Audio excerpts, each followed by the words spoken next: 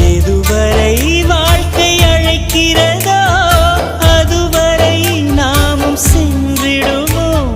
விடை பெறும் நேரம் வரும்போதும் சிரிப்பினில் நன்றி சொல்லிடுவோம்.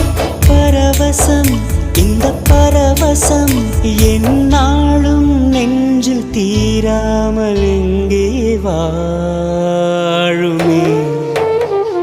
கடவுள் தந்த அழகிய வாழ்வு